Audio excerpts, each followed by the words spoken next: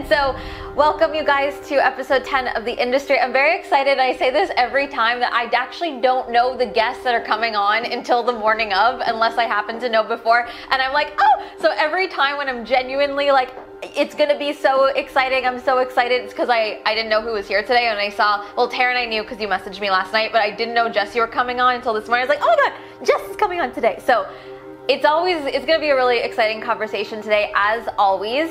And so what do I need to say before we dive in?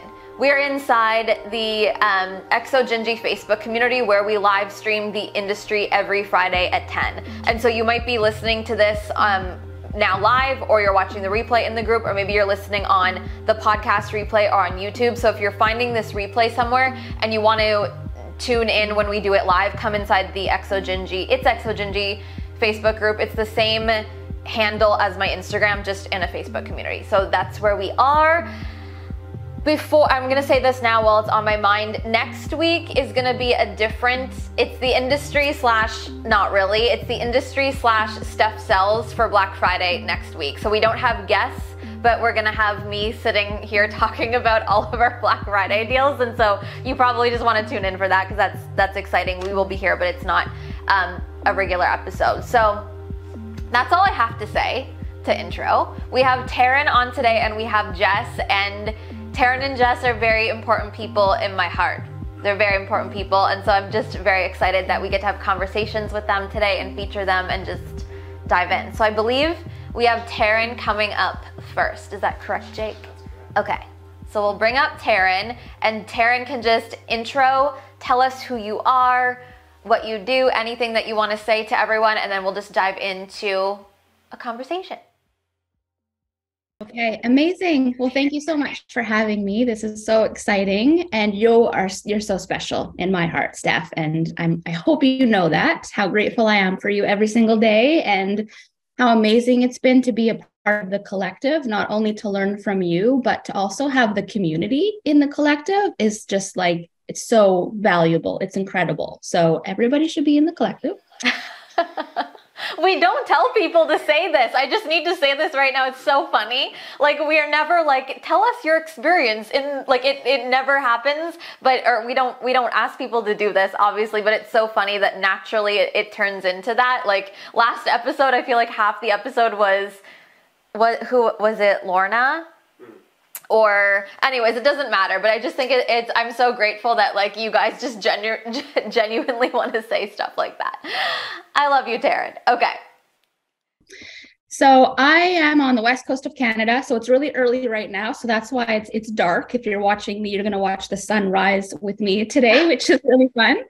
But I am a founder of the She Recovers Foundation. The other founder is my mom. And we started this foundation about 11 years ago now. And we call it our accidental movement. It started off as a business, and then it turned into a nonprofit.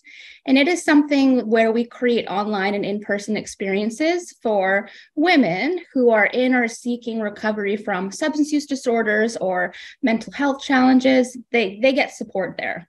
So that's been an amazing journey. But about, I guess, almost 2 years ago, it was 2021, so the pandemic had been around for a year, I had decided that I wanted to carve out some time and shift my attention to building my own brand, because I had realized that through those 11 years, I had cultivated a lot of skills in business building.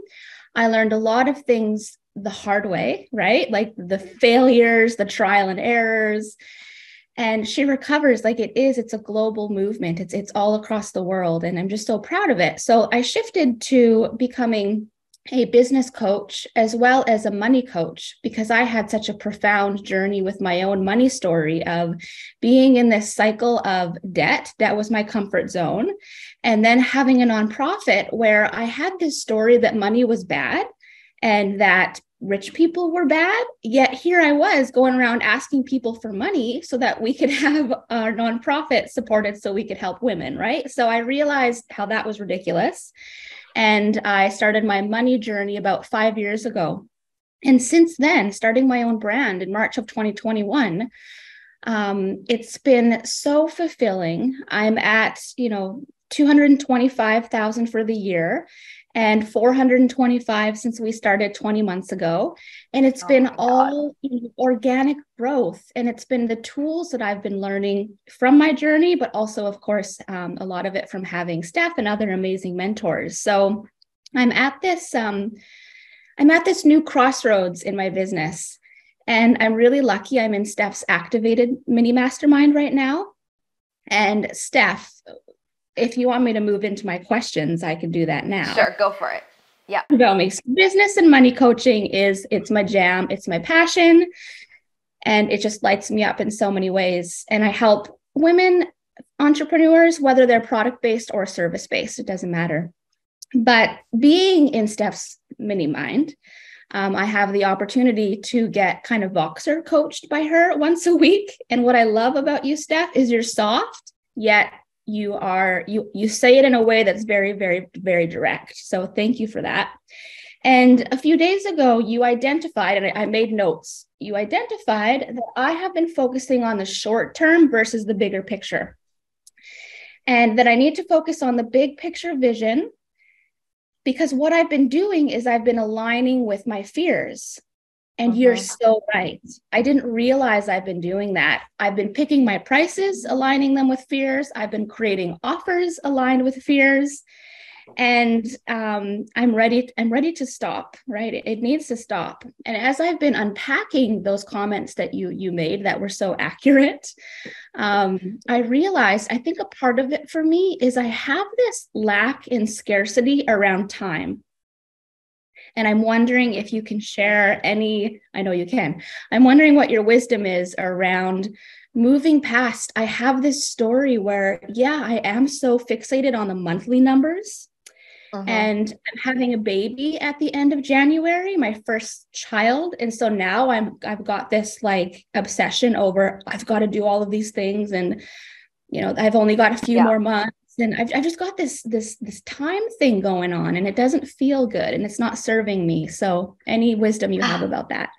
Yeah. And I think that so many people are going to be able to relate to this. So thank you for bringing it up, because I think we all do this to some kind of extent of like, when we have fear around time or lack around time, we're focusing on short term. So like, what do I do today so it works today? And that's where you're focusing on fear. When I said to you, you're playing in fear, you're playing in short term, because that's coming from, now that you said, a scarcity of like, I need to make it work because other things are happening and I need this to work now before those other things happen. And when we only play there, we're operating out of fear and urgency, because it's not about the bigger vision. When we do that, we forget about the big vision, the like what you want in the future, the wealth you want to build, the types of clients that you want to create, the impact and legacy you want for the world. We forget about all of those things when we think about, I just need to make money as soon as possible, or whatever the story is, or how much am I making this month? Like, we forget about all the things that actually matter. So when I said to you in the Voxer the other day of like, if you focus on the bigger pictures, what is my vision for my business? Who do I want to be? What is the bigger vision for my brand, right? Because we were even talking about your social media. You're thinking about like, do I focus on growing my audience? Do I focus on selling? Do I focus on whatever? I'm like, if you focus on who you actually want to speak to in the long term, if you focus on the impact that you actually want to create in the big long term for people, like the big business growth, you're going to do the daily things that align with that vision, which is going to create money now and in the future. But when we only focus on, I need to make money before blah, blah, blah, it's like we forget about the values, we forget about why we started, we forget about impact. So I think people forget, and we all do this, where it's like, if I focus on the bigger picture, that I'm not going to get results now. No, you can get results now, but it's like doing it in a way where it gets to be about short-term results, in my opinion, and long-term results at the same time. But when we're only operating out of scarcity and fear, and sometimes we don't realize that we're doing it,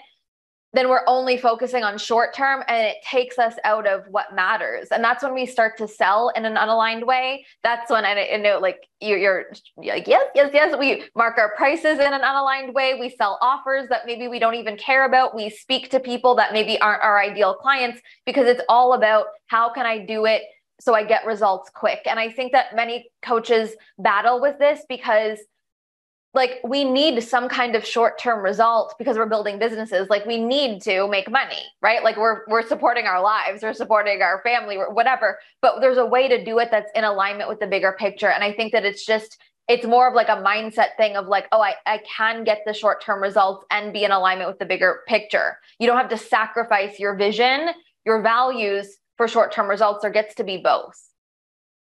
Okay. Yeah, you're so right. And that just landed so beautifully.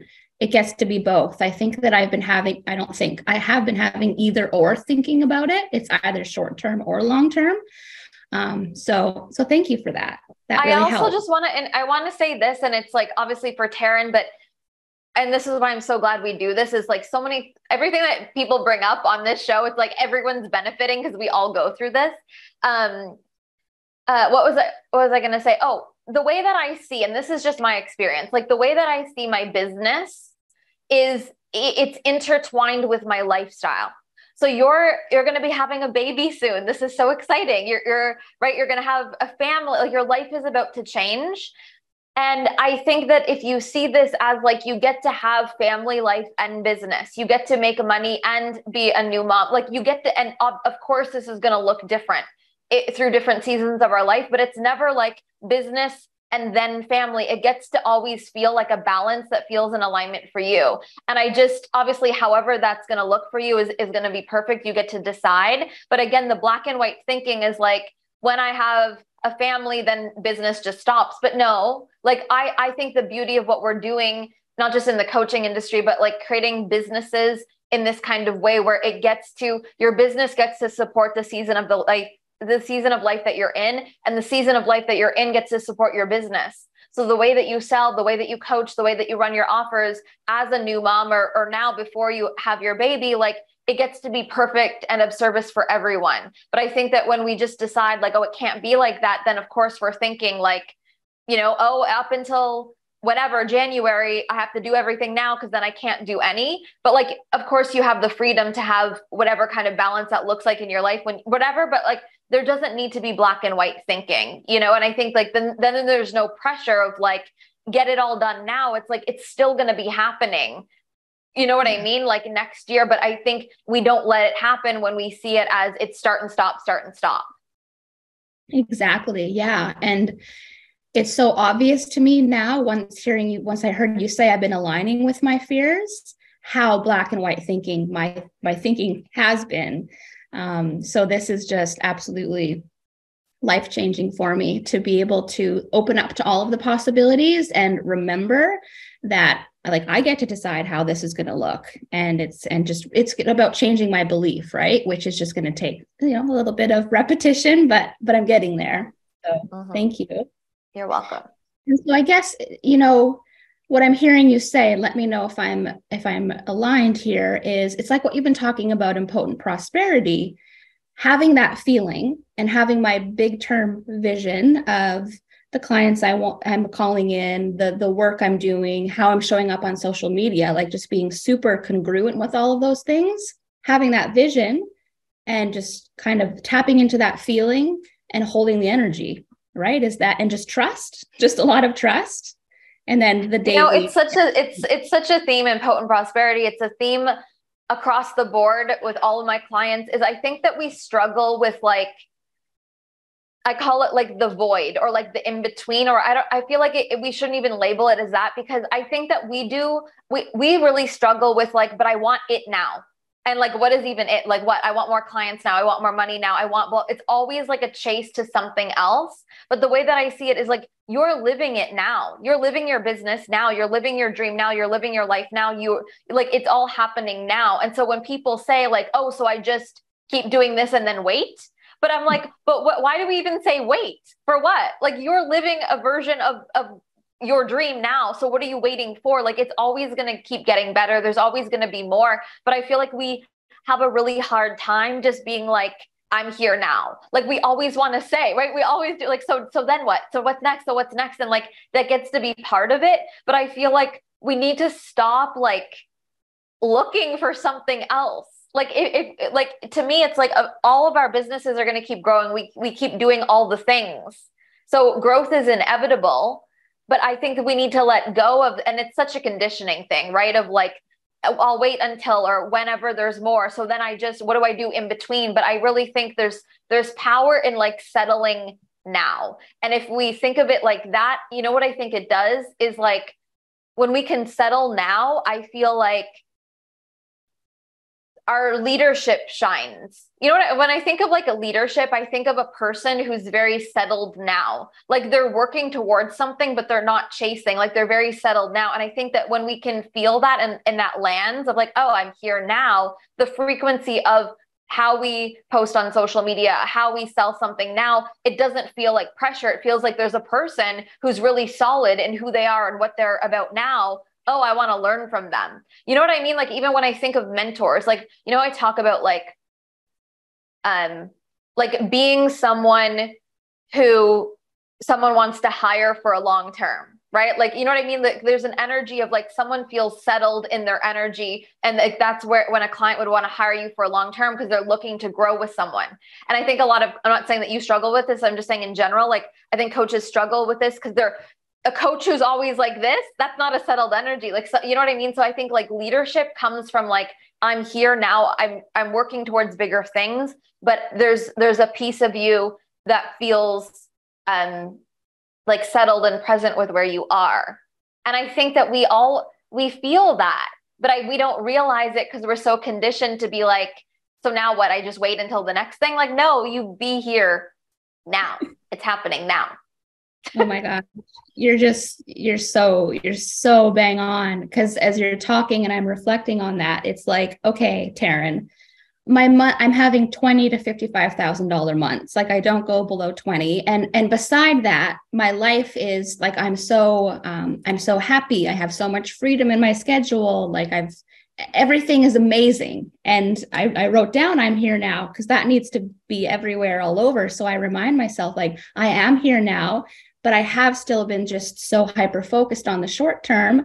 And I've only ever had short-term clients, which is so interesting. I recognize that as you were talking, I only ever have clients who are either single sessions or a month-long sessions. And I love them, but I'm like ready for let's do this. Let's keep going, right? I know there's so much magic that happens in longer containers, of course. And I will also say, I think that like the longer term thing happens naturally with our own maturity. You know what I mean? At the beginning, I didn't even want to put out a long-term container because I didn't trust myself to hold it. So I think like the longer term thing comes through maturity, but that maturity can happen quicker through conversations like this of realizing, oh, I've been playing in short term. Oh, that makes sense. What does it feel like now to actually just be about the long-term context and happy and present with where I am? Like, I think that it shifts things not only for our own goals and our own like financial wins, but it shifts things in our coaching containers, and it will shift, like you were saying, maybe the types of clients or the lengths of containers that you hold when you feel just more grounded of like, I'm here now, I can hold something longer. Yeah, absolutely. And kind of another thing that's been really present and obvious for me since activated really a few weeks ago, the activated container is so I've I've done a rebrand since Activated started a few weeks ago. I shouldn't say a rebrand, but a refinement of really allowing myself to show up on social media in a more authentic way. I noticed that I was kind of holding back, watering myself down. I'm sure a lot of people can relate. Not wanting to just make sure that all of my posts were just like super fluffy and, no, what do you call it? Nothing polarizing or anything like that. So I'm over that. And I feel really confident in how I'm showing up on social media. And that feels so good. So good. The area where I'm lacking confidence now, though, so it's like, okay, so the social media feels up leveled. It feels so good. I'm being me.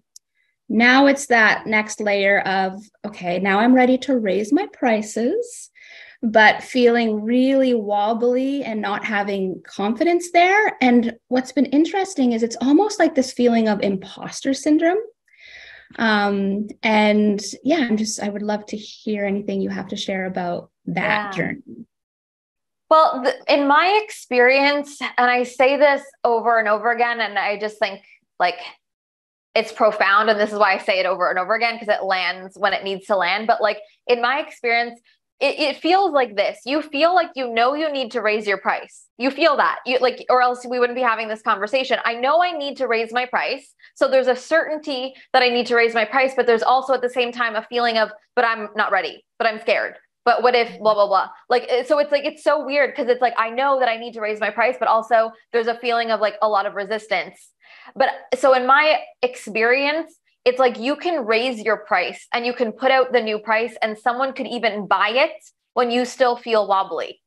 We forget that. We're like, I need to not feel wobbly for it to work. But in my opinion, you just get to decide, I'm raising the price, you raise it, you put it out there, someone is going to buy at your new rate, and you're still going to feel wobbly until the person buys, whenever that is. And then you'll be like, oh, and then, so then you're going to like almost like calibrate to that new price. And I think a lot of people are like, I don't want to feel wobbly. What do I do? Because I don't want to feel wobbly around it. And I need to not feel any resistance for it to work. But I think that you can put it out there and still feel resistance and it will work. And then that's actually how we gain the confidence. Is sometimes it's not until the first person buys, but that's not even possible to happen until we put it out there. You know what I mean? So if I have the feeling of it makes sense to raise the price, I follow that, even though I have resistance, because I know that the resistance doesn't mean anything other than it's an up level for me. So of course I'm going to feel not certain about it quite yet. I'm still in that transition phase, but it doesn't mean don't put it out there. Yeah. Oh, I love that. Thank you. Because I've kind of been thinking I have to be like 100 million% like confident and no wobbliness, even though I know that it's the new aligned price. I think that this also comes back to like, it's almost like I don't want to raise the price, or I don't want to put it out there, because we know if we put it out there, there's going to be a period, even if it's like 2 minutes, of someone hasn't bought yet. And so it's like, I put it out there and I put it out to the world, and how embarrassing is it that no one has bought yet? But there's always going to be a period, whether it's 5 minutes or 5 months, where no one has bought yet, but we're so uncomfortable with that feeling of like, I put it out there and it hasn't worked yet. But that's where, again, in my experience, me raising a price and having to sit with myself for however long until that person has bought, that's where you gain the wisdom. That's where you gain leadership. That's where you gain confidence, because it's like you can hold it even though you haven't had that feedback yet of it working. And that's what matters. And that's what so many people avoid, because it's uncomfortable. Yeah, that's so true. And I just had my first like failed launch. I'm using air quotes because I know now that it wasn't a failure. I opened up a container for semi-private coaching and only one person signed up. And I lived to tell the tale, and I learned so much. And, you know, in hindsight, I was able to see I just created that for the short term, gains, not the long-term vision. It wasn't aligned with the long-term vision. So we wouldn't have been having this conversation if that didn't happen, because that happened and we talked about it and activated, and it was like, oh, this is what's happening. You wouldn't even have known that. So no. What a good example for you and also everyone of like, if something is a failure, if you find the lesson right away, it's not a failure, because you know right away, oh, this is why it didn't work, and let me adjust this right away. Like that, to me, that's the best thing. Like you're in a really good scenario because of that. Oh, because of it, it's completely changed everything. And everything feels just so aligned and so beautiful now. Even though I've got, the kind of the little bit of the wobblies here and there, I do know that it is for the best. It's that, I realize I've been so comfortable in my business, which is great, but I think there are periods where we need to be a little bit stretched and a little bit uncomfortable, right? And that's just 100%. The season of my business I'm in, and that's okay. I have one quick question, if that's okay. This is more of a how question. So being really excited about showing up more on my socials. I've been more of just kind of like a reels and post girl on my Instagram, and I'm ready and excited to do more IG lives. And so kind of the how question is, I'm also wondering your opinion on, I don't have a Facebook group like you have, like we're all in right now. It's Exo Gingy Facebook group. Do you recommend that? And how do you kind of foster the community where you still have boundaries. Because what I worry about myself is I just will be in there all day, every day, answering everybody's questions and coaching in the Facebook group, etc. And I don't think that's the vibe, right? So what are your boundaries in the space, I guess, is my question. Yeah. So when it comes to like recommending a Facebook group, I think that there's a lot of benefit of having a Facebook community, because it is a different vibe and it's a different platform than just like posting content, like you're saying on Instagram. Like they all have different purposes. So I think, yes. And here's where a lot of people have a same kind of resistance or question that you do of like, I feel like I need to post in there all the time, or I feel like I need to be in there all the time or answer all the things. But in my opinion, and this is how I built this community before now, is it was like monthly master classes. So I never posted every day in this community. It's not about that. It's more of like quality. And it's like more of like, whether it's master classes or live streams or once a week thing or once a month thing, like that's more than enough. So there's that, like, there's a way to do it that it's very sustainable and it's a different etiquette. So Instagram is like every day posting content, but a Facebook community is more of like, what's the one live stream a week that I'm going to be in live or watch the replay? And that's more than enough. And then related to the boundary thing, I've always built a community. Like, just because Facebook is about like commenting and interacting doesn't mean that you have to respond to anyone's comments. So it's more about like you put in the prompt or you put in the post or you do the live, and then you let the community just comment and interact with each other. And you can respond, absolutely, but you don't have to. So even way back at the beginning when I started my community, I had more time to be more interactive with people, but the energy and the boundaries was like, I'm not here to respond to questions. Like that's still in my coaching containers or programs or whatever. Like I'm here to give free content on my own time. So you just have to decide what that looks like for you right now in this season of your business. But like, even when I think about stuff like this, like if I tomorrow, for example, was to scroll on my Facebook and see people comment on this, like on the replay, and I see someone write something and I want to respond back to it, I will. But sometimes I won't. Like it depends what it is. But people get the vibe of like, in this community, stuff shows up and does this, and we watch it later. And people don't expect me to respond. So that's the same with yours. If you just have this energy of, this is my community, this is what I post here, it's for you, you'll see me comment or respond to your questions live or respond to a few, but no one's expecting you to write back to everything. And I think it's just like you letting go of that pressure. Yeah. Okay. Perfect. Easy. I'm excited. Thank you so much, Steph. Well, thank you. Thank you so much for being on. Oh yeah. Jake has something for you. I always forget. Okay, I don't even know what he's bringing up. So I always do kind of like a little deep dive on your social media. So I'll just, if you can watch the screen now, you'll see like a snapshot of maybe a couple of years ago. So long ago. This is more recent, a little bit more recent. You can see it looks a little bit different. Is that purple hair? Did you have purple hair? I had purple and red hair. My red hair phase. Loved it. And this is kind of like your more recent snapshot. So you've had like a few different kind of businesses and a few different adventures. And was your aesthetic, were you kind of updating that with your businesses, or was that like an organic process of how your social media changed?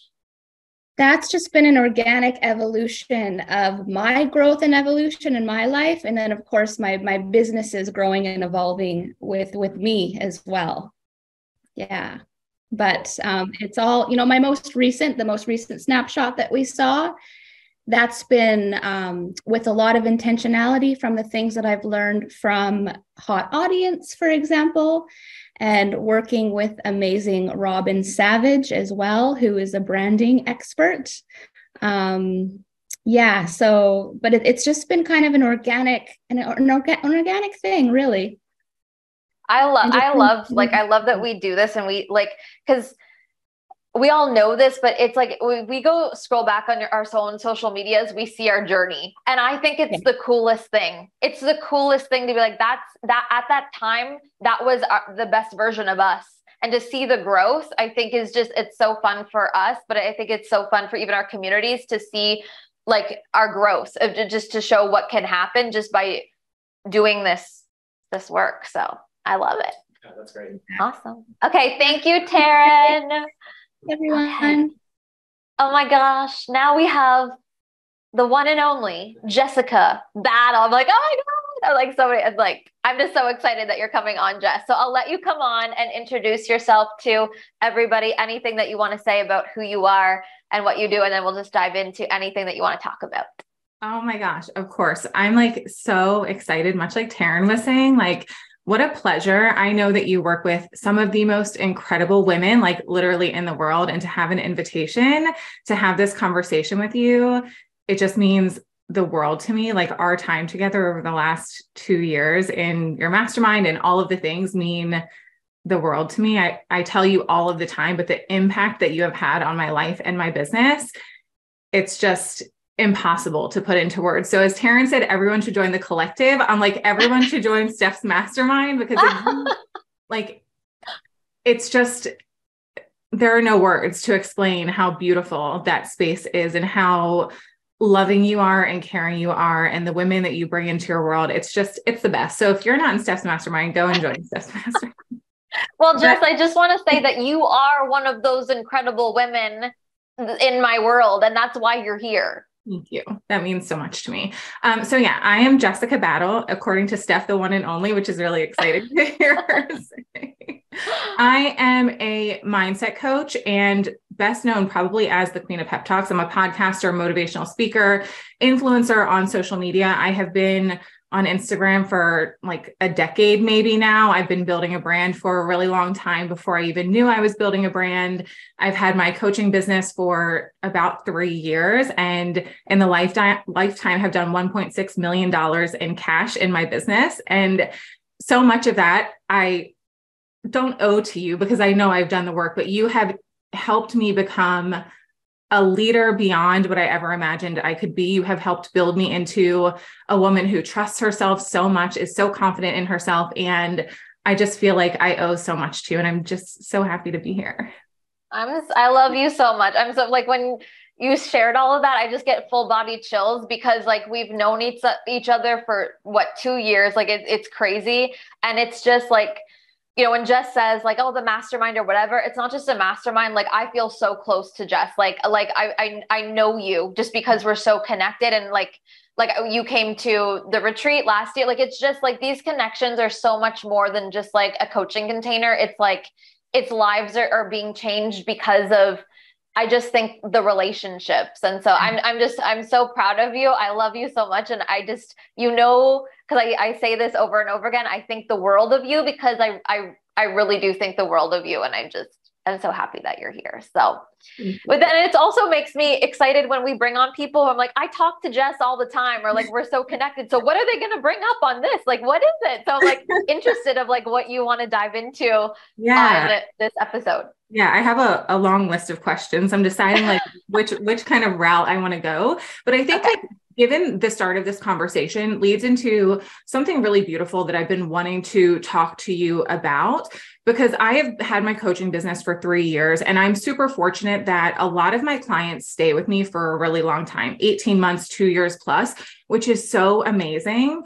But as I've watched you kind of navigate over the years in ending a mastermind, which we know is so hard to do, how do you personally behind the scenes navigate like some of the real true heartbreak that can come with long-term coaching client relationships coming to an end? Because it is truly, it's not something I ever thought about at the start of my business. Like, right, we talk about a lot, like learning how to make money and build a brand and find clients. Cool. But some of the really hard things that happen are things that we never give thought or consideration to. And having clients after 18 months, 2+ years of working together, relationship comes to an end, not for any bad reason. It's just time for them to move on, or maybe they can't afford to be in the space anymore, whatever that looks like. How do you navigate that? Not necessarily like forward facing in your business, but like behind the scenes, the heart of who you are. How do you navigate that? Yeah. I mean, it's so hard because it's like you're saying, like, there's no book of like, this is how you navigate it, or this is what you should do, or whatever. I think that it comes back to like, I let myself feel whatever I feel. Like, I'm so sad. I'm so like, you've seen me over the years end masterminds and I'm on the call. Like you see me like snot running down my face. Like I'm honestly so sad. And so the behind the scenes is actually just me feeling sad that a relationship is like ended, or I'm not going to like talk to that person every day anymore. Like I just let myself feel what I'm going to feel. And it's as simple as that. And it's as complicated as that. You know what I mean? Like, I think that it's like with any relationship, outside of coaching relationships, it's like you mourn missing someone. You're really just missing someone. So I let myself be sad. I let myself miss. I let myself just be a human and feel all of those things. There's not anything specific that I would do besides give myself compassion, because I think that we judge ourselves, because it's like, it's still a business, right? It's like, these are very personal, close relationships, but it also is still professional. So I think we judge ourselves of like, why do I feel so sad? Well, it's not just a business. It's not just a client. It's someone that you spent, like you said, 18 months with, 2 years with. So don't judge yourself for feeling like a human. Don't judge yourself for being sad. Don't judge yourself for being upset or whatever it is. I think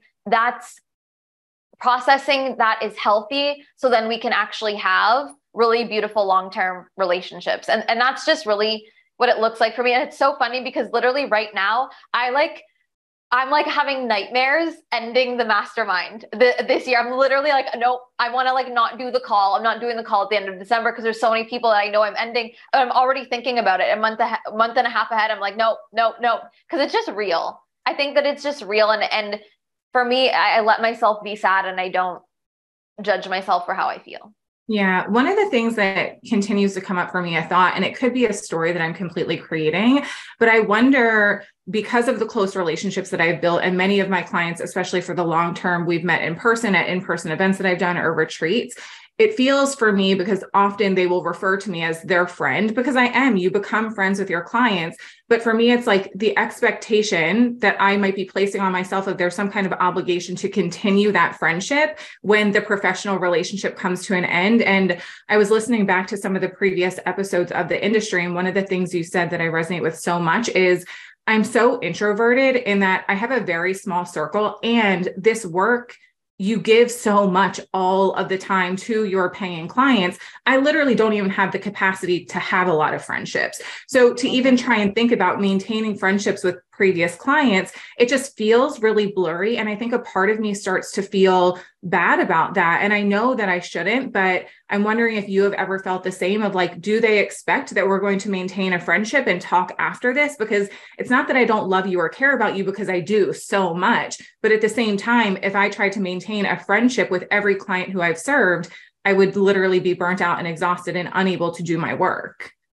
Well, the way that I see it for me is like, I don't really have relationships with people who aren't in paid containers, in the sense of like, I only talk to my clients in our paid container, like in the box or on the calls or whatever that looks like. We don't talk somewhere that's not in a paid container. So when it ends, it feels like, well, why would we start over here? You know what I mean? Why would we like talk in the DMs or whatever when like that wasn't even part of our relationship? And I do believe that however any coach wants to have conversation or friendships outside of a paid container is completely perfect and up to the person. But for me, it's like that would not be natural to then just open another conversation where we're like friends over here just to carry on a friendship. Like, so I think that it's like, it depends on what it looks like now. But in terms of feeling guilty, I think that it's like, the way that I see it is, I don't believe that my clients expect me to hold a friendship container with them outside of the container, because I think that they see me as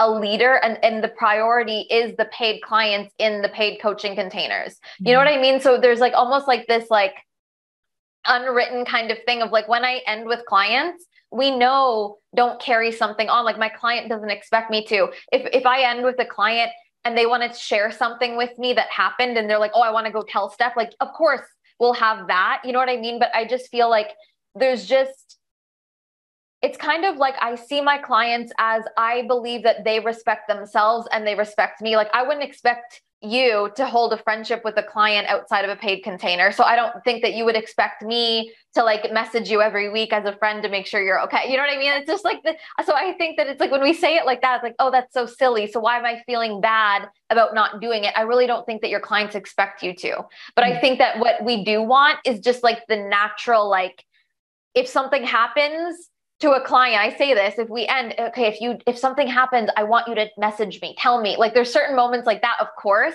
but anything more than that, I think I don't expect, and I feel like my clients don't expect it from me either.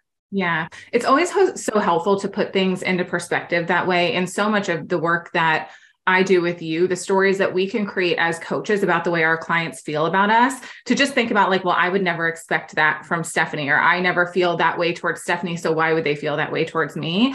That's such a good perspective shift. Thank you. Another question that I had, and I know that I shared this with you inside of the mastermind, so sorry to be repetitive, but I think a lot of people can find value in this conversation. You really inspired me over the last couple of months to do some reflection on how I've been sabotaging myself in my business this year. And one of the things that stood out like insanely to me was the fact that I have really started minimizing where I am right now because it feels so normal. And I know, like, much like the conversation you were having with Taryn, when I take a step back, like to make $50,000 a month is insane. That's a person's yearly salary. But for me, it's like, oh, well, it's been 2+ years of this. It feels super normal now. Number one, I think there are a couple of questions in this, but number one, how do I get excited again about the level of success that I have created when I look around? And of course, I'm excited about it. I love my business. I love what I do. I love the wealth that I've built, but I don't feel excited about outwardly and publicly sharing it because it just feels so normal. And I know that that's an important part of really owning where I am so that people can be inspired to reach this level of success and see what I have built, but it doesn't feel exciting anymore to talk about what feels so normal to me. So I completely get this. I think it's like finding a perspective that excites you. So it's not exciting to be like, oh, another 50K month. But if you look back and count exactly how many 50K plus months you have, and you've had like, I don't know, 30, that's kind of like, holy shit, I've had 30 consecutive blah, blah, blah, or whatever the number is. Like that is something different than, oh, just another one. So it's like even when you said like in the lifetime of my business, it's been 1 point whatever million, like, whoa, like find the angle that actually activates you.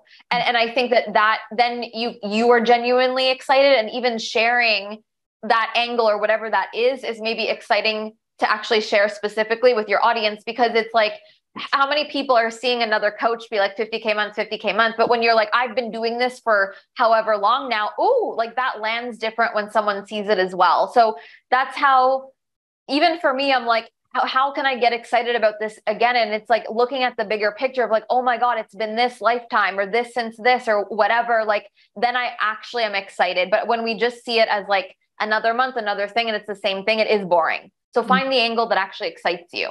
Yeah, that's definitely helpful. Another, I think, piece of this sometimes, and I hate to even admit this, but I know it's important to admit for the world to understand, is even at 50K a month and, over $1 million in the lifetime of my business, we are surrounded by people who are doing so much that it's like that can feel like a drop in the bucket in comparison to what the women next to you are doing. And I've done so much work over the last 2 years of not comparing myself to other people. And I don't feel bad. It's not about me putting myself down, but it's also like, is this really worth celebrating when the person next to me is celebrating 10 times this at the same time? Do you know what I mean? So it's like, how do we not minimize what we're doing for ourselves? Because I think it's so easy to, like, again, normalize it, that it's like, this is mind blowing and insane success that we deserve to be so excited about and so proud of. And even though it feels normal in the coaching industry, it's actually not normal. So how do we like stop minimizing what we're doing for ourselves so that we can realize like, holy shit, I really am killing it? Well, I think it comes back to like, and I mean, it's almost similar to what Lou has been bringing up in our mastermind chat lately about being present and being like happy. But it's like, if you don't celebrate because someone else is further than you, you're making it about not your own celebration. You're making it about, in comparison to all these other things, I'm not good enough or whatever the story is. But it's like, to me, it's always been, I want to celebrate for me. And so it's like, whatever that number is, 10, 20, 30, 40, 50, another 50 or another 100 or whatever. It's like, there's something about genuinely, I'm happy for me. But when it's like, oh, just me putting this on the internet, everyone sees this celebration on the internet. It's like, oh, that's not what it's about. It's like, I want to celebrate me. I did this again for me. I don't care where it is comparison to other people. Like, there's something about that. And the thing is, you know how, like, we're all whatever, all business coaches celebrate money online, like whatever it is. But you know what I actually think why we like it is when we see someone genuinely celebrating it. And there's a difference there. So when you're genuinely connected to your 50K or your whatever, people feel that genuine, and they don't just see the number. They see Jess is so happy because she's proud of herself and all these things. And I think, one, that's what makes you happy. And that's why actually people connect to it. So I think that it's like, when we're comparing to others, of course, we're going to minimize. But when it's like, this is my journey and I'm here now, it's like, there's no way to minimize that. That's the most incredible thing in the world. That's how I see it. And I think that it's like, I think these conversations are so important because it's so easy to forget that. It's so easy to not see that. So it's like having that conversation with yourself is so powerful because that's just what matters. Yeah, I think that's really what it is, and I've been working on that and getting back to what am I actually excited about that I'm achieving in my business, because it doesn't just have to be the same thing over and over. There are other things that I'm doing that I maybe haven't given as much attention to because they're not money, but they are other big, insane, cool milestones that are worth celebrating. So it's me looking for like, what am I actually excited and lit up about? Because then it becomes about me again, and not just I'm doing this because I think it's something I'm supposed to do as a business coach in the online space. Exactly. And I think, you know, what helps is, and I think that you do this regularly, but like, I'm not good for this, but like actually sitting down and being like, what have I accomplished? Yeah. Because I'm just so focused on like doing the things that it's like, we forget and then we actually don't see it. But that's how we're always going to bypass, is like actually sitting down, like, what did I do this year? What did I do this month? What did I accomplish? Like, we're always so focused on building that we don't stop for a second to actually see like, holy crap, like you're saying, I'm doing beyond what anyone would ever do in the world. Like, stop for a second and really like let that sink in.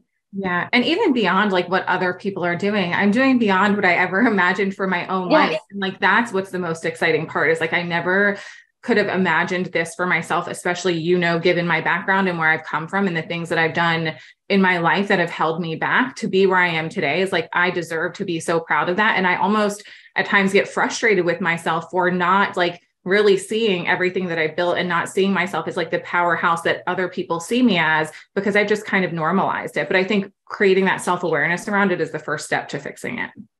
Huge. Absolutely. So I do have one more question, and okay, in a little bit of a different direction. And I of course want to respect you and your privacy, but I am very curious about this. It's something that I've contemplated asking you a few times. You shared in a couple of the behind the contents, which I love reading, by the way. You shared recently a YouTube clip of you with your team, and you were on the call and you were like, I'm really upset. I'm going through something. You were visibly upset about something. And I think shortly before that, it may have been around the same time, I don't know, you had recorded a reel on Instagram saying like, yesterday, I wanted to burn my business to the ground. Like, I'm over this. I'm super curious what brings you to that place. Like, what are the things that happen for you, whether it's in your life or I'm assuming in your business, that happen that bring you to a point where you're just like, I'm ready to say F this. Of course you never will, but what takes you there? Yeah, I mean, like so many things. It's like, sometimes it's like even when you brought up like self-sabotaging, when I made that reel about like, it's a different reel of like self-sabotaging, but like even this year, like I'll get in my head, and it's so similar to what we were talking about here. Like, I'll forget to see myself. I'll forget to see like who I am and what I've accomplished because I'm so focused on everything else. And so when I'm in that mindset, then that was that one reel where I was like, I wanted to burn my business to the ground because I wasn't letting myself see everything that's good. I was focusing on it, what felt like the two things that weren't even working. And when you're in a mindset like that, it's like things are still working, but your mind will make you feel like it's not working. So it's just kind of like stuff like that, like where I went through even a season, I think I've shared this in some other places of like, and I hate that I even let myself get to these points, but it's nothing ever like awful, but like people watching, and then there's pressure, you know what I mean? Of like, oh, you should be doing this. You should be doing this. You should be doing this. And I'm like, that's so silly because that's not how I got to where I am. You know what I mean? So some things this year, I didn't let myself, you know, say certain social media posts that I wanted to say or sell in a way that I really wanted to sell out of fear of like, you shouldn't, like everyone's canceled online now. Everyone's so like, you can't say the perfect thing. And so I'm like, like those were some things that happened this year that just got me like in a low place, which is nothing big or specific, but it's that. And I think that it's also like, you see the behind the scenes of this, of just like, there's certain things that I think will always piss me off. Like when people are just so mean or out of integrity or rude or like disrespectful. And it's like, whether it's a big thing or a little thing, those things always get to me. Because for me personally, like I know how hard I work. I know how hard I work, and I know how hard work like everyone else works. And it's like, for one person to do something that they think that they can just do, and it's so disrespectful, just makes me so angry. So when little things like that happen to me, or even it happens to my clients, I say to my client, I'm like, this pisses me off so much because I know how hard you work. And one person who wants, a refund or this is making a big thing about something, like those things eat me alive, because it just makes me so mad, because I know, for me anyway, and most people who are good in this space are working so hard, put their mind, body, and soul and dedication into building it. And people think that they can just like do something to knock someone out. And it does knock me out sometimes because I care. So it's stuff like that for me, it's like, no matter how much resiliency or emotional intelligence or whatever you can have, I'm a human, and certain things are still going to eat me alive. And that's just, I think that's why, and I know that you're like this too, Jess, because I know you, like, there's no way I could be doing this if I'm not heart-centered. And so being heart-centered means we love and we care, but that also means we're going to be vulnerable, and things are going to make us cry. Things are going to give us a bad day. And as hard as it is sometimes, and I wish I didn't have those days, on the good days, I look back and I'm like, I'm grateful that I care so much that it brings me to tears, even if it's a bad thing, So I think that's how it's always been since the beginning. And those are the same things today. And I just come to accept it. Like, and I'm proud to have these conversations, and I'm glad that you bring it up, because it's like, I think that there's so much permission of like, I can feel hurt and not feel bad about it. And that's okay that I feel this way, even at a certain level of a success that's going to be there. And it's like, you don't have to be like a brick. You can be a human, and you can have feelings and still build something extremely big. So yeah, 100%. I'm so appreciative because you've always embodied that. Like, I feel like I have a behind the scenes pass of your life and your business inside of the mastermind. And it's really helped me normalize these things for myself. And I really pride myself in being a coach who talks outwardly about some of the hard things that we go through behind the scenes, because like you said, I think people need to understand that this happens no matter what level of success you get to. Just because you're making more money doesn't mean that you don't have clients who ghost you or default or talk shit about you. Like, hard and hurtful things happen, and it's just a part of it, unfortunately. And I'm just so grateful that you've always like shown me how to get through things in a way that's very mature and very classy, with effective communication and standing in my power despite what's happening outside of me.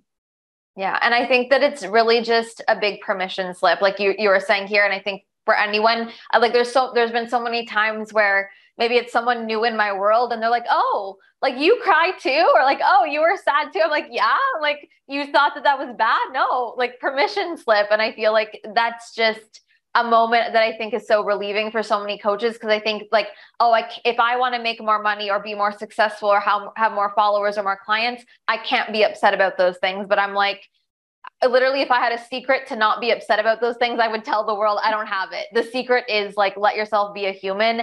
And that's the permission slip. So thank you for bringing that up.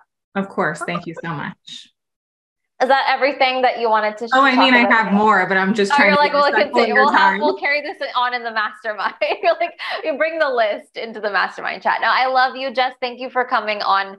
As always, bringing the best conversations. Of course. Oh, wait, sorry. See, I always forget. I'm like, we're done. And Jake's like, wait. I'm kind of like, since I've met Jake in real life, I'm just like, Jake, I don't really want to see what you have planned for me, but.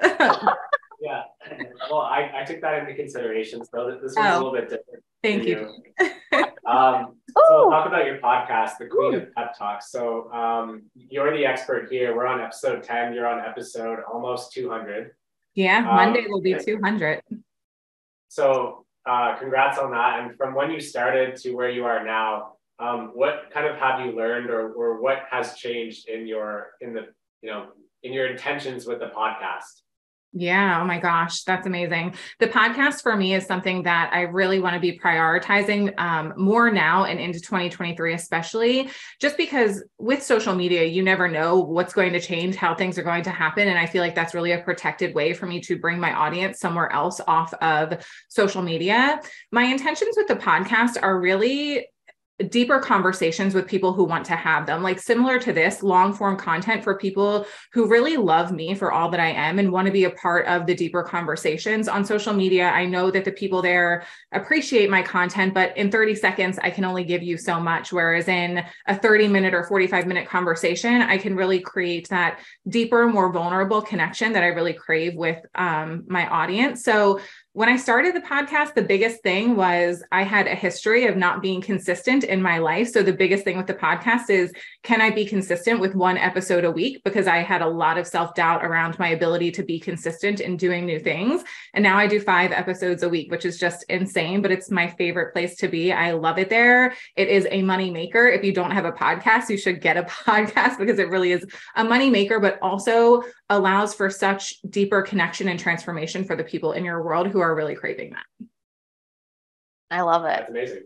I love that, Jake, you brought up the podcast, and I feel like Jess, like your queen of pep talks, like this is your thing. Like, yeah. And I like it's your thing. Like, I feel like not just your podcast, but I feel like the queen of pep talks, like that will be your events, your summits, your retreats, you on stage. Like there's something about that that's very, very you and very big. So I'm very excited for you. Thank you so much. We're so close to crossing 300,000 downloads, which just makes me. Oh my God. I know. That's insane. Congratulations. That's so good. Thank you. All right. Well, thank you, Taryn and Jess, again. Thank you guys. I love you guys both so much. I'm so grateful. Thank you, thank you, thank you. And for everyone who is here on the live, thank you guys for being here. And just a reminder, next week is Black Friday. You know what? I need to say this now. I just need to say this now. Yesterday, I was having conversations with 2 of my private clients, and we were literally like, everyone's been selling Black Friday offers for like 3 months. Like people have been selling Black Friday for like months. And so I have Black Friday coming, but I am just doing the typical Steph thing. Like I'm just going to do it when I'm ready to do it.